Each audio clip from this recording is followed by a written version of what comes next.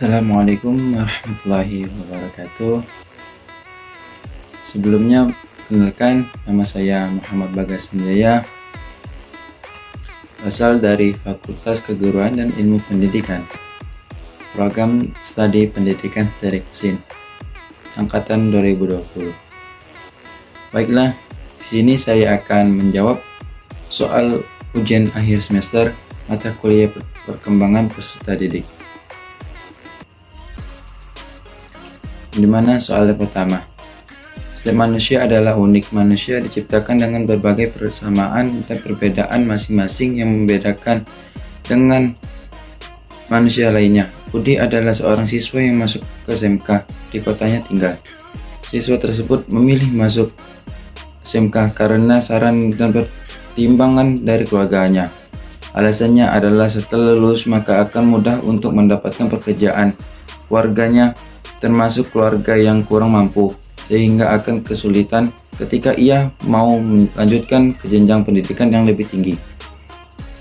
Di sisi lain, sebenarnya ia tidak berbakat di jurusan SMK sekarang ini. Ia berbakat di bidang komunikasi.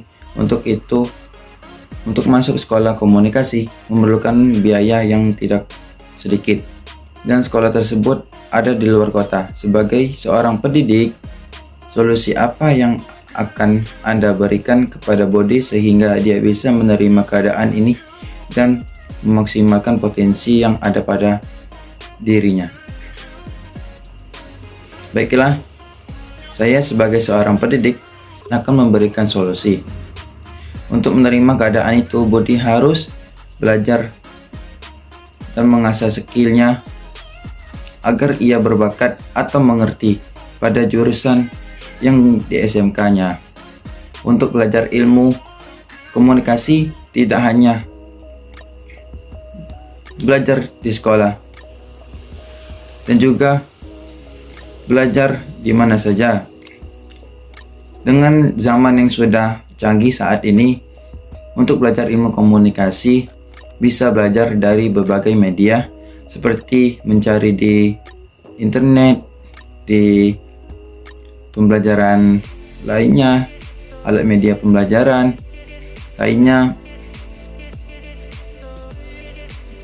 belajar dari YouTube, dari pengalaman-pengalaman orang yang telah berprestasi,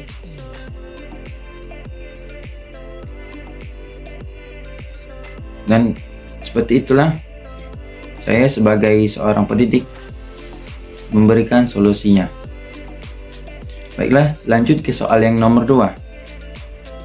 Seorang siswa tersebut, sebut saja namanya Andi, merupakan seorang siswa SMK di sebuah kota besar di Pulau Sumatera. Ia merupakan seorang yang memiliki bakat di dunia teknik. Hanya saja ia orangnya tidak percaya diri, pemalu, overthinking. Ia selalu ragu akan keputusan dan tindakan yang ia buat. Ia takut keputusan yang ia buat akan ditolak oleh orang lain. Sebagai seorang pendidik, solusi apa yang akan Anda berikan kepada Andi sehingga dia bisa menerima keadaan ini dan memaksimalkan potensi yang ada pada dirinya? Baiklah, saya sebagai pendidik, pertama-tama yang akan saya lakukan adalah mencari tahu dan memperhatikan ruang lingkup dan ruang lingkungannya, seperti apakah lingkungan Andi sehingga ia malu dan tidak percaya diri akan keputusan yang ia buat. Kemudian saya akan memberikan nasihat dan beberapa masukan, termasuk motivasi apabila diperlukan, dan tak lupa juga saya akan memberikan dukungan, keyakinan, dan semangat yang penuh untuk Andi sehingga ia berani akan keputusan dan bangga karena ia memiliki bakat yang bisa dikembangkan sehingga bisa berguna untuk dirinya sendiri maupun khalayak umum. Seperti itulah yang saya dapat berbagi solusi kepada Andi.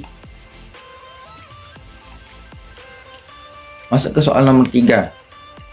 Pembelajaran tatap muka telah berubah menjadi pembelajaran tatap maya.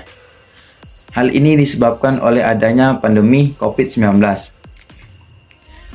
Banyak kendala yang dihadapi ketika pembelajaran daring, mulai dari sinyal buruk, kuota terbatas, semangat dan kemandirian peserta didik yang lemah dalam pembelajaran, sehingga pembelajaran terkesan monoton dan tidak menyenangkan. Jelaskan bagaimana cara Anda sebagai pendidik dapat membuat pembelajaran tatap maya tetap menyenangkan bagi peserta didiknya.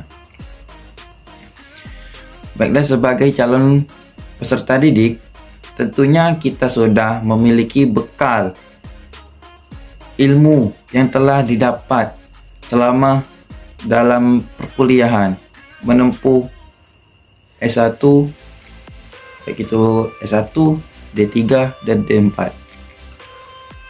Tidak bisa dipungkiri bahwa ada dampak negatif dan positif pembelajaran tatap maya tersebut. Tetapi kan kita di Indonesia ini khususnya dalam bidang pendidikan telah mendapatkan banyak bantuan dari Bapak Nadiem Makarim selaku Menteri Pendidikan yang memberikan yang berupa subsidi kuota setiap bulannya dan subsidi UKT bagi mahasiswa di seluruh Indonesia yang sangat membantu dalam proses pembelajaran online seperti saat ini. Bagi tenaga pendidik juga kita harus memiliki keterampilan dan menarik perhatian siswa agar memiliki semangat belajar di kala pandemi COVID-19 seperti saat ini. Yang pertama, sebelum memulai pelajaran, hendaknya memberikan semangat dan motivasi kepada siswa-siswanya agar siswa lebih semangat pada saat melaksanakan proses pembelajaran. Dan poin yang kedua, sebagai seorang pendidik bisa mengemas materi pembelajaran dengan unik, bisa menggunakan video pembelajaran, bisa menggunakan PowerPoint, dan juga bisa menggunakan aplikasi lainnya yang membantu menunjang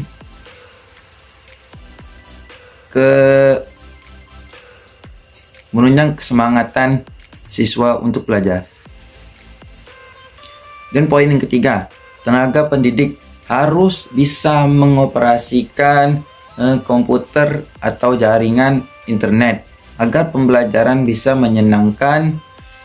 Kita bisa belajar melalui via Zoom, juga bisa melalui via Google Meeting, dan juga bisa memulai melalui Google Classroom dan lain-lain sebagainya.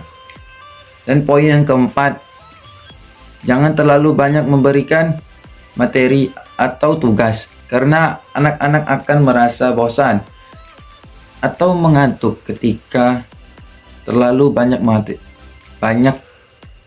menerima materi. Maka dari itu diperlukan sekali hal-hal yang menarik di sela-sela pada saat memaparkan materi tersebut. Dan poin yang kelima, kita sebagai pendidik selalu atau memberikan apresiasi kepada siswa ketika berhasil menjawab pertanyaan-pertanyaan atau mampu memecahkan masalah dalam mata pelajaran.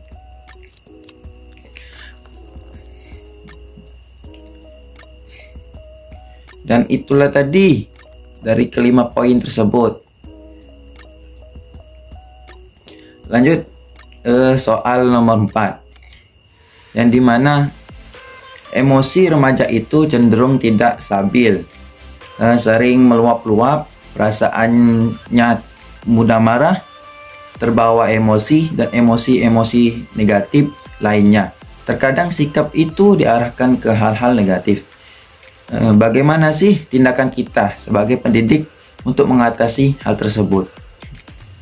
Oke, baiklah. Di sini tindakan saya sebagai pendidik dengan menasihati mereka agar sikap mereka berubah dan mengajari mereka artinya sopan santun dalam berkomunikasi. Dan juga kita sebagai pendidik mengajarkan mereka untuk bersabar. Pikirkan dahulu tindakan sebelum emosi yang negatif meluap. Dan juga apabila ada orang yang memancing amarah, berusahalah untuk mengalah, menahan emosi dan bersabar. Dan itulah saya sebagai pendidik untuk memberikan tindakan kepada seorang siswa yang mempunyai sikap yang kurang berkenan atau kurang baik. Oke, kita lanjut di soal nomor 5. Soalnya, hidup ini unik. Kita yang menjalani, Tuhan yang menentukan, dan orang lain yang berkomentar. Terkadang orang lain mudah sekali menilai sesuatu, padahal baru sekali lihat, baru sekali mendengar. Ia dengan mudahnya melakukan penilaian. Ada suatu cerita di mana ada seorang siswa yang sedang menempuh suatu pendidikan di suatu kota. Orang-orang sekitarnya bilang bahwa dengan ia sekolah tersebut akan memberikan biaya, akan memberatkan orang tuanya. Sekolahnya tidak akan selesai karena kekurangan biaya, serta omong-omongan lainnya yang sebenarnya tidak enak untuk didengar. Jika kalian berada pada posisi tersebut, apa yang akan kalian lakukan? Jika posisi kalian sebagai pendidik, nasihat apa dan motivasi apa yang akan kalian berikan kepada siswa? Oke, menurut saya sebagai tenaga pendidik memberikan motivasi yang sederhana.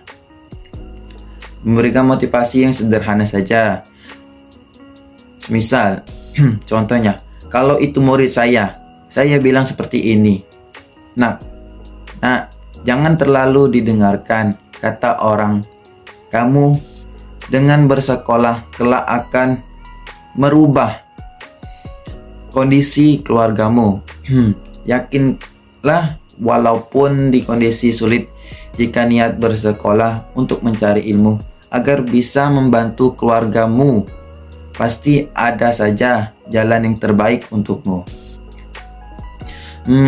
Kamu bisa saat ini membantu orang tuamu dengan cara mengikuti ajang perlombaan jika yang dimana perlombaan tersebut menang, hadiahnya bisa untuk membantu biaya pendidikan serta membuat orang tuamu merasa bangga. Bahkan tidak jarang juga sih, prestasi dari menang perlombaan bisa dapat uang jajan tambahan. Jadi kamu, baiknya lebih giat belajar. Mari mengukir prestasi dan buktikan bahwa kamu itu bisa merubah perekonomian keluarga serta membuktikan perkataan orang yang salah tentang penilaian kamu. Tetap semangat. Kalau butuh bantuan, jangan sungkan untuk bercerita. Seperti itulah menurut saya sebagai pendidik, akan memberikan suatu motivasi, memberinya kasih jalan keluar, dan memberikannya kasih pertolongan. Oke, kita lanjutkan soal yang terakhir, yaitu soal nomor 6. Kata-kata motivasi apa yang paling mempengaruhi hidup Anda sehingga Anda menjadi lebih bersemangat, berbahagia dalam menjalani hidup?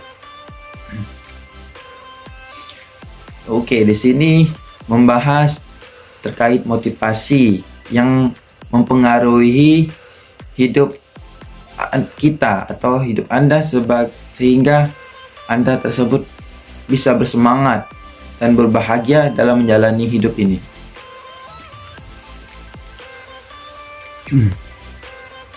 Jadi mengenai motivasi yang paling mempengaruhi hidup Anda sehingga Anda bisa menjadi lebih bersemangat dan berbahagia dalam menjalani hidup. Oke, baiklah. Mengenai motivasi yang terkesan sampai saat ini yaitu dari kedua orang tua saya, yang dimana memberikan motivasi, semangat hidup, semangat dalam menempuh ilmu, rajin belajar, jangan bermalasan. Untuk siapa juga manfaatnya kalau bukan untuk dirimu sendiri. Dan ada pun juga motivasi yang diberikan oleh guru saya waktu saya menempuh di SMP, yang mana ia menyampaikan perbanyaklah membaca, perbanyaklah menambah ilmu, perdalamkan ilmu, kelak ilmu tersebut akan berguna untuk dunia, masa depan, dan akhirat, dan juga sampai ke cucu-cucu Anda.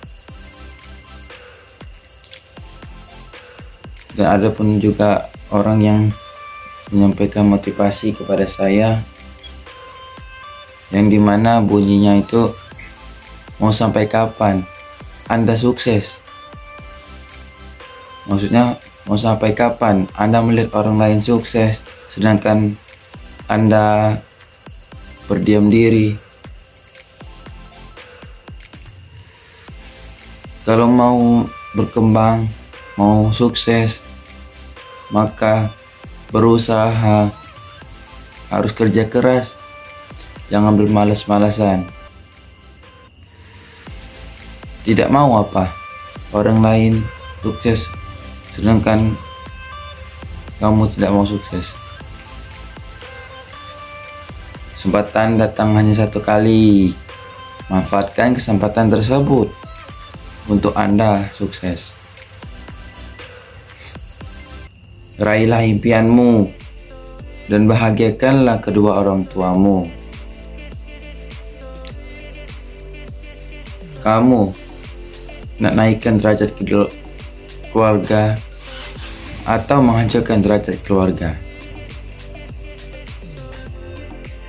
Baiklah, mungkin itu saja yang bisa saya jawab dari pertanyaan-pertanyaan ujian akhir semester mata kuliah perkembangan peserta didik. Saya akhiri. Wassalamualaikum warahmatullahi wabarakatuh.